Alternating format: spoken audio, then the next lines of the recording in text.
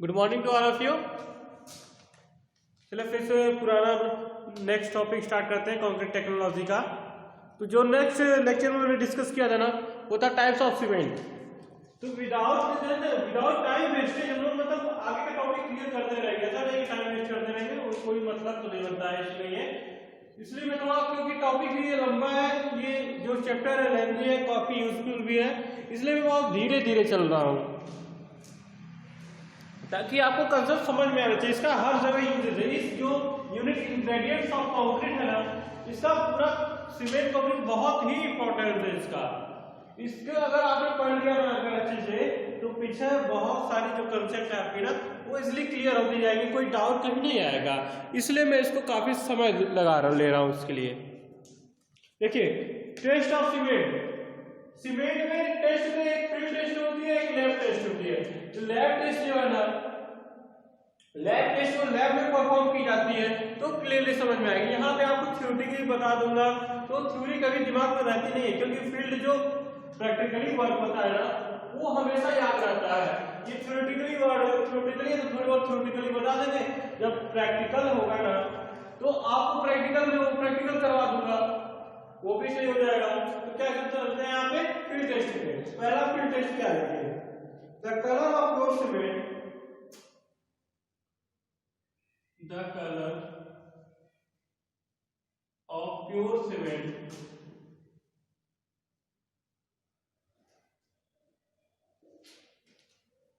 should be uniformly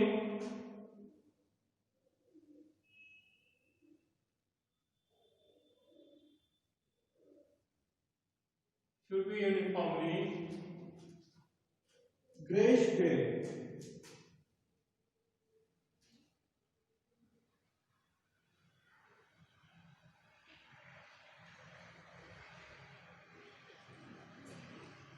ठीक है, क्या है? तो कलर ऑफ प्योर सीमेंट, मतलब जो सीमेंट प्योर सीमेंट का कलर कैसा होगा? प्योर मतलब जो प्योर हो, जो यूज लायक हो, जिसकी गुड वर्केबिलिटी हो, गुड स्ट्रेंथ हो, गुड ड्यूरेबिलिटी हो, गुड सेटिंग टाइम हो, अच्छी सेटिंग टाइम हो, उस तरह की सीमेंट में कलर कैसा होना चाहिए। फील्ड टेस्ट बता रहा है कि अगर कहीं पे साइड का हम गए, एक तो लैब टेस्ट होता है। लैब टेस्ट जो होता है थोड़ा टाइम लेता है, परफॉर्मेंस 27-28 दिन। जो कंप्रेसिव टेस्ट है और भी टेस्ट होते हैं, टाइम टेकिंग है। तो बस ये क्या होता है, फील्ड टेस्ट होता है, तुरंत देखा जाए। अगर कहीं पे मुझे कोई कंस्ट्रक्शन स्टार्ट करना है, तो सपोज वहां पे क्या हुआ कि सीमेंट की बोरी आई, सीमेंट आया और मैंने उसको देखा नहीं, फील्ड तो देखा नहीं कि उसमें क्या प्रॉब्लम है, कैसी बहुत सा प्रॉब्लम आती है। तो फील्ड पे मैं इसको कैसे मैं फील्ड में ये डिसीजन लूंगा कि हमारी ये जो क्वालिटी है वो अच्छी है और वो यूज करने लायक है। तो उसके रिगार्डिंग ये हमारे कुछ पॉइंट्स आपको हमेशा पॉइंटर करने होंगे, मतलब याद रखने होंगे कि ये सब चीजें आपको अगर पहले चेक करें उसके बाद सीमेंट को यूज करें। ठीक है, the colour of your cement should be uniformly greenish grey. मतलब ग्रीनिश ग्रे मतलब ग्रे और उसमें हल्का हरा टाइप का, हल्की ग्रीनिश ग्रे, मतलब ग्रे कलर भी रहेगा, उसमें हल्का ग्रीनिश ग्रीन टाइप का रहेगा। ठीक, यूनिफॉर्मली का मतलब होता है ऐसा नहीं है कि सीमेंट में 50 केजी का बोरा है तो 30 केजी ग्रेनिश ग्रे है और 20 केजी जो है ग्रे है, ऐसा नहीं है। मतलब कहने का मतलब पूरी एक सारी जितने बोरे 50 केजी का अगर बोरे है तो 50 केजी पूरी जो सीमेंट होगी वो कैसी होगी? ग्रेनिश ग्रे होगी। क्लियर ये पॉइंट? नेक्स्ट होते हैं when rubbed between thumbs,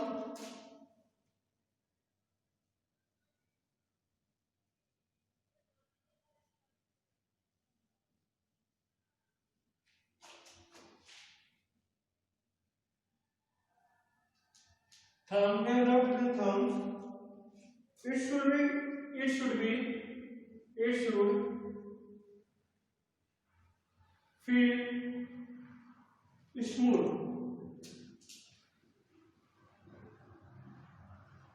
मतलब एक चुटकी में, जैसे एक चुटकी कहते हैं ना, एक चुटकी में अगर लेके अगर इसको तो कैसी वो मुलायम महसूस, मतलब ये स्मूथ एकदम मुलायम तो सॉफ्ट, जैसे पाउडर हो वैसे महसूस हो।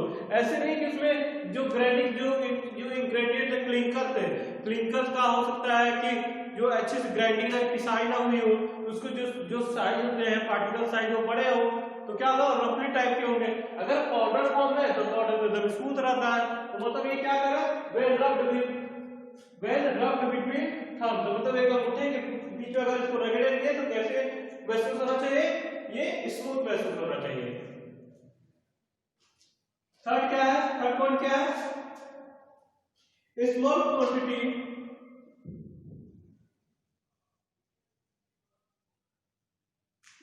quantity of cement thrown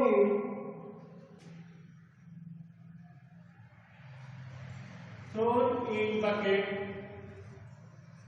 should be bucket of water, thrown in bucket of water should float.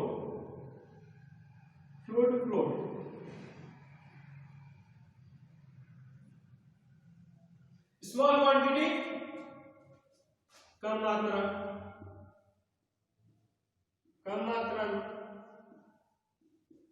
Of cement throw in bucket of water, throw मतलब फेंकना ना, मतलब बकेट में डालना, मतलब समझ लीजिए डालना, मतलब बकेट में डालना। In bucket of water, bucket of water एक बकेट है, पानी से भरा एक बकेट है, अगर उसमें सीमेंट डालेंगे तो शुड बी फ्लोट करना करेगा, क्या करेगा, फ्लोट मतलब तैरना, तैरना, फ्लोट मतलब तैरना ना। अगर अच्छी क्वांटिटी की सीमेंट है तो किसी बाल्टी में अगर पानी भरा उसमें सीमेंट अगर डालेंगे तो ऊपर तैरेगा, वो नीचे नहीं बैठेगा। तो यही इसकी क्वालिटी होती है, यही चीजें पॉइंट जितनी पॉइंट है और ध्यान से देखिएगा। और नेक्स्ट क्या है,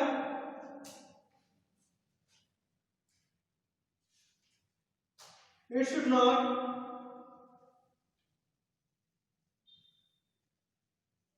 feel oily when touched. It should not feel oily, मतलब ऐसा नहीं है जब उसको सीमेंट को टच करेंगे तो जैसे ऑयली मतलब तेल जैसे तेल या कोई मटेरियल उसमें हो उस तरह का महसूस हो, वो सब चीजें नहीं होनी चाहिए। नेक्स्ट क्या है, if hand put into a cement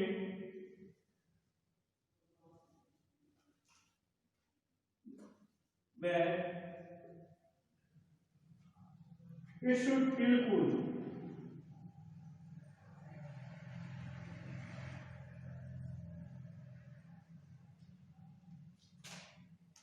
देखिए, if hand put in a cement bag, अगर सीमेंट बैग के अंदर अगर हाथ डालेंगे तो कैसे वो ठंडा महसूस होना, मतलब कि ऐसे लगे जैसे उसमें ठंडा, टेम्परेचर उसका क्या है, ठंडा है, नॉर्मल है। देखिए पहला फिर से एक बार रिपीट कर दे रहा हूं, ये बहुत इंपॉर्टेंट पॉइंट्स है साइट के लिए, कहीं भी पूछा जा सकता है कि मतलब एक फील्ड टेस्ट बताइए, सीमेंट का फील्ड टेस्ट क्या है, तो 2-4 पॉइंट आप हमेशा ये याद रखे रहिएगा सीमेंट के बारे में, क्योंकि सीमेंट ही सबसे बेस्ट बाइंडिंग मटेरियल है। सीमेंट कंक्रीट टेक्नोलॉजी, मतलब सीमेंट ही बाइंडिंग मटेरियल है पूरी कंक्रीट में, कंस्ट्रक्शन में कहीं पे भी यूज होता है। उसकी कुछ प्रॉपर्टी, फील्ड प्रॉपर्टी हमको जाननी जरूरी है।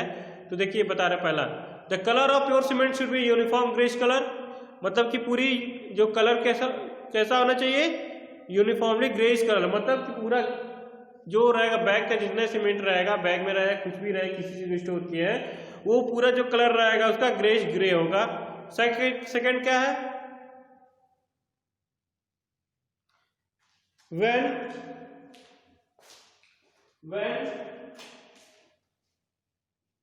when rubbed between thumb it should be feel smooth, मतलब जब एक चुटकी में कर लेंगे, हाथ से अगर उसको रगड़ते हैं तो कैसा महसूस होना चाहिए, स्मूथ, मुलायम। नेक्स्ट क्या है, small quantity of cement thrown in bucket of water should float, मतलब एक छोटा सा थोड़ा सा अगर सीमेंट अगर हम बकेट में डालें, उस बकेट में अगर पानी है, पानी से भरा बकेट में अगर हम सीमेंट डालते हैं वो क्या करना, तैरता रहना चाहिए। नेक्स्ट क्या है, it should not feel oily when touch, मतलब ऑयली महसूस ना हो, ऐसा लगे तेल लुआ कोई चीज मटेरियल उसमें पहले से प्रेजेंट हो। लास्ट क्या है, if hand put into cement bag it should feel cool, अगर सीमेंट बैग अगर हाथ अपना हाथ डाले तो कैसी होनी चाहिए, कूल मतलब ठंडा, ठंडा महसूस होना चाहिए। तो ये थी आपकी ना फील्ड टेस्ट। फील्ड टेस्ट की छोटी सी 5 पॉइंट है, लेकिन वे भी बहुत इंपॉर्टेंट है, बहुत ही इंपॉर्टेंट है ये हमेशा आपको आना चाहिए। ये बेसिक हर जगह पूछी जा सकती है इस चीज की, बेसिक कि बेसिक क्या होती है। अब चलते हैं नेक्स्ट टॉपिक की तरफ।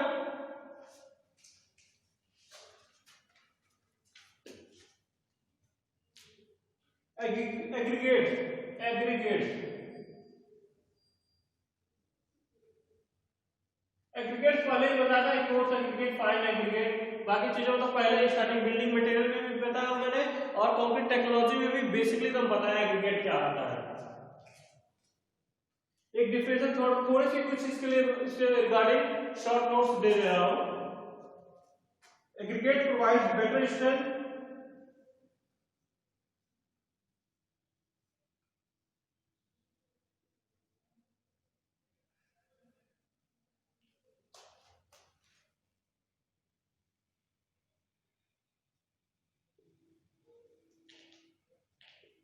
better strength and durability,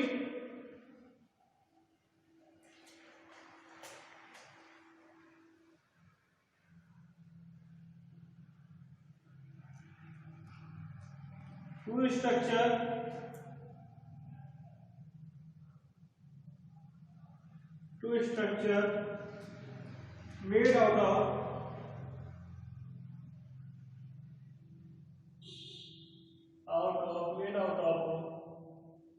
cement,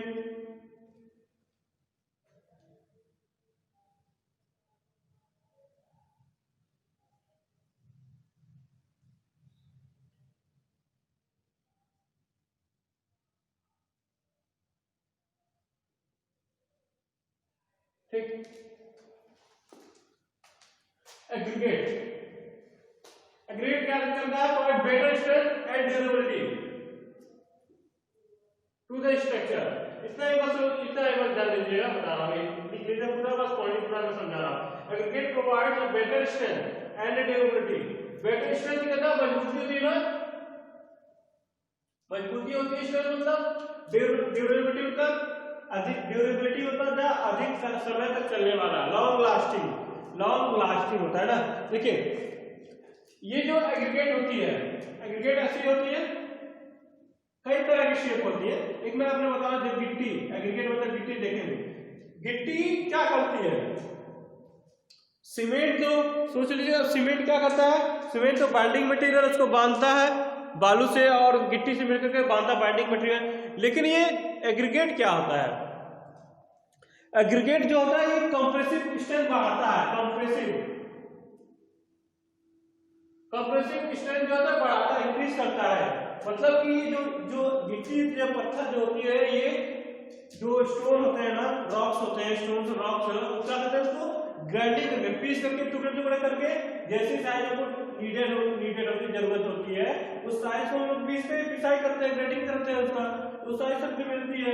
ये क्या कहते हैं, कंप्रेसिव स्ट्रेंथ बढ़ाती है, स्ट्रेंथ देती है, मतलब कंप्रेसिव स्ट्रेंथ जिसमें दबाव सहने की इसमें क्षमता जाते हैं। क्यों कि उसकी जो अंदर के जो पार्टिकल्स है वो क्लोजली, बहुत ही नजदीकी पैक है, उसमें कोई छिद्र या जैसे होल टाइप है कोई चीज ऐसी उसमें नहीं है, क्योंकि ये अंदर से पूरा ठोस है, एकदम द्रव्य है।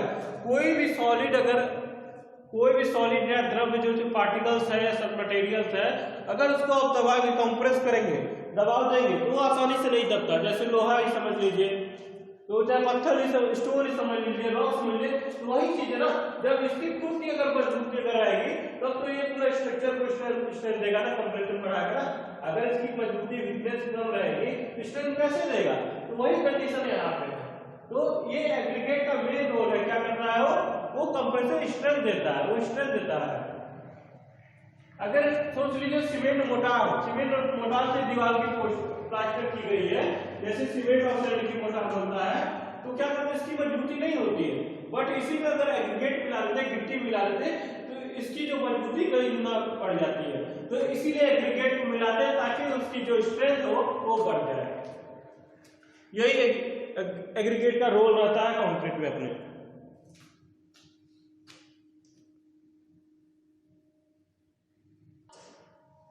देखिए अब नेक्स्ट टॉपिक जो है एग्रीगेट तो पढ़ा रहे थे, बट एग्रीगेट के बारे में थोड़ा डिस्कशन मतलब छोटी सी शॉर्ट नोट दिया था। अब क्या कहते हैं क्लासिफिकेशन ऑफ एग्रीगेट।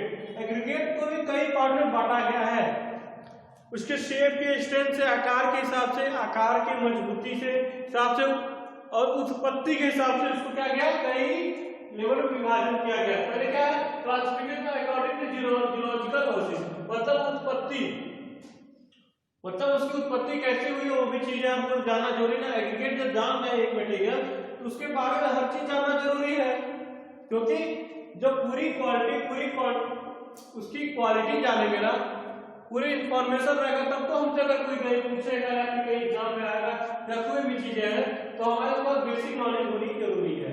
तो ये कहते हैं नेचुरल एग्रीगेट। नेचुरल मतलब क्या था प्राकृतिक, ये वर्ड ही बता दे रहा है। नेचुरल मतलब प्राकृतिक होता है, उसकी ये टॉपिक क्या है अकॉर्डिंग टू जियोलॉजिकल ऑरिजिन, मतलब जियोलॉजिकल मतलब कि जियोलॉजिकल ऑरिजिन के अकॉर्डिंग इसको विभाजन किया गया है। वो पहले क्या बताया नेचुरल एग्रीगेट। तो थोड़ा सा शॉर्ट नोट्स लिख लेते हैं। These are naturally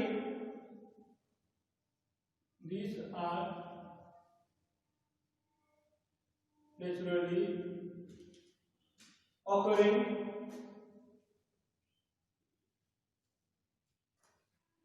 aggregates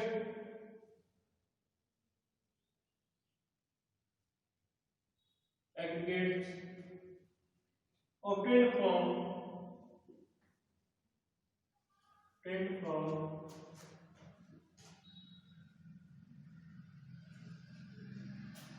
natural deposit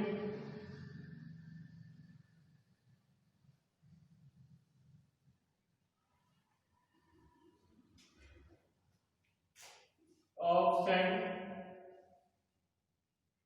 and gravel।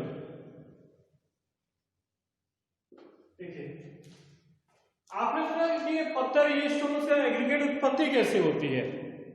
कभी किसी ने जैसे पेड़ पौधे बढ़ रहे हैं, बाकी सब चीजें पक्षी सब कुछ है ना, बर्ड्स है, एनिमल्स है, सब कुछ देखे होंगे, लेकिन ये देखते होंगे कि ये रॉक्स जो स्टोन्स ये आए कहां से, एग्रीगेट ये आए कहां से, क्या होता है। देखिए these are naturally occurring aggregates obtained from, obtained मतलब कहां से प्राप्त होते हैं, ऑब्टेन्ड मतलब प्राप्त होना ना, फ्रॉम नेचुरल डिपॉजिट। नेचुरल मतलब प्राकृतिक,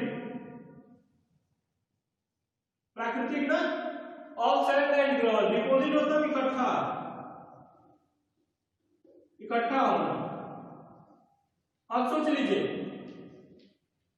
कहीं भी देखोगे ना, कभी नदी के किनारे देखेंगे कहीं बालू का टीला लगा हुआ है, ऐसे बालू का ढेर एक ऊपर एक ऊपर एक ऐसे क्या हुआ, एक पहाड़ मतलब छोटा सा पहाड़ जैसे बन जाएगा, जैसे ऊंचा काला ऐसे रहता है, ये लेवल रहता है, तो ये क्या होता है डिपॉजिट होता है। डिपॉजिट मतलब ये पानी क्या हुआ पत्थर, ये पानी जो नदी का पानी या समुद्र का पानी अगर बहुत दूर से रास्ता दूरी तय करके आता है तो क्या करता है पानी के घिसता, पानी निकलता है तो रास्ते में जितनी भी चीजें रहती है उसको घिसता रहता है, उसके घिसने से क्या होता है कई कई कड़े बन जाते हैं, छोटी छोटी कड़े बन जाती है, उनके छोटे छोटे पार्टिकल्स की साइज के कण बन जाते हैं। जो कण आगे जहां पे वेलोसिटी कहीं ज्यादा या कोई रुकावट हुआ वहां पे जाकर के रुक जाएंगे, रुक के धीरे धीरे धीरे धीरे डंप होने लगती है, मतलब डिपॉजिट होने लगती है। तो ये क्या हुआ, एक हुआ ना एक तरह का सैंड डिपॉजिट हो गया। तो सैंड में भी सैंड एक तरह का एग्रीगेट है ना, तो फाइन एग्रीगेट आ जाएगा, बालू क्या है फाइन एग्रीगेट है। उसी तरह क्या होता है स्टोन जैसे रॉक्स होता है, वॉल्केनिक इरेक्शन होता है ना, ज्वालामुखी का दल, ज्वालामुखी से जो लावा निकलता है ना, ज्वालामुखी जब से जो लावा निकलता है उसके हिसाब से जितना टेम्परेचर रहता है उस टेम्परेचर के हिसाब से जो तापमान भी निकलता है, उस तापमान के हिसाब से जो डिपॉजिट होता है, इकट्ठा होता है, जो मटेरियल डिपॉजिट होता है, इकट्ठा होता है, उसका वो मजबूती होती है। मतलब कि कुछ जिसका टेम्परेचर जितना अच्छा रहेगा उसकी मजबूती रॉक्स को वहां पे मिलेगी। तो ये जो रॉक्स होते हैं ना, वोल्केनिक इरप्शन मतलब ज्वालामुखी के उद्गम से, मतलब कि ज्वालामुखी से ही निकलते हैं। तो हमारा ये हुआ ज्वालामुखी एक के बाद एक डिपॉजिट होने लगते हैं। या तो फिर क्या होता है, जो ये जो हमारे बालू है वो जैसे इकट्ठा हो गए, या फिर सैंड, मतलब सैंड का होता है, सैंड का भी बालू इकट्ठा नहीं होता दिया, और ग्रेवल्स का भी मतलब कंकड़ है, सब पत्थर, ये चीजें भी वोल्केनिक से मिलती है, चीजें बता दिया। या तो एक पेबल्स होता है, कंकड़ होता है, जैसे लाइम में अगर मिट्टी कहीं रखे हैं बहुत ही, तो जो कैल्शियम होता है लाइम से वो अपने आप को ऑपरेट हो जाते हैं, वही अलग शेप ले लेते हैं, कंकड़ देखा होगा आपने। तो यही जो चीजें है ना, नेचुरल ही है, प्राकृतिक के द्वारा उत्पन्न हुई, उद्गम हुई है इसका।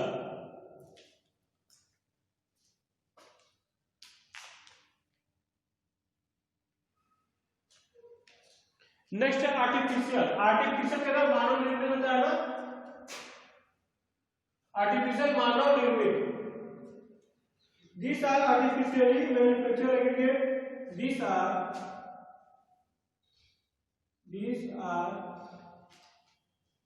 artificially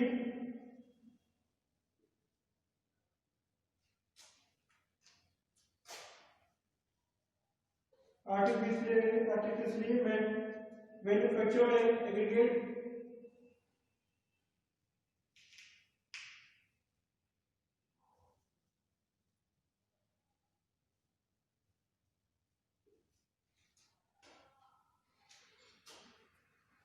the most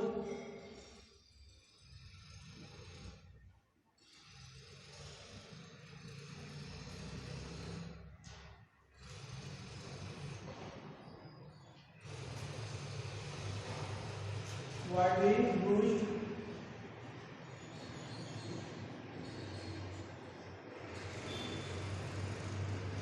artificial coarse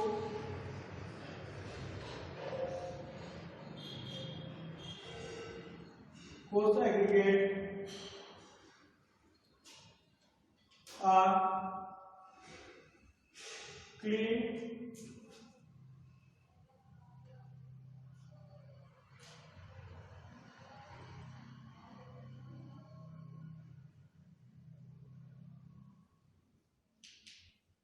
broken bricks। देखिए, these are artificially manufactured aggregate। artificially मतलब मानव निर्मित वाले बता दिया। the most widely used artificially coarse aggregate, most widely मतलब जिसका बहुत ज्यादा यूज किया जा रहा है, क्या किया जा रहा है, बहुत ही ज्यादा इस्तेमाल किया जा रहा है। कौन सा? Are clean broken BRICS.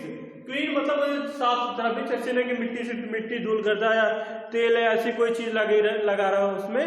तो ब्रोकन ब्रिक्स मतलब ब्रिक को छोटे छोटे पीस में तोड़ के, ब्रिक का टुकड़ा, छोटा छोटा टुकड़ा, उसका भी यूज किया जाता था, लेकिन देखिए क्या आता है ना,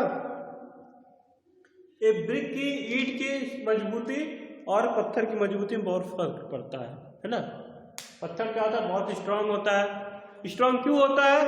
पानी सोखने की क्षमता उसकी कम होती है, वाटर एब्जॉर्प्शन जो कैपेसिटी होती है वो 4 से 5% होती है पत्थर की, स्टोन की।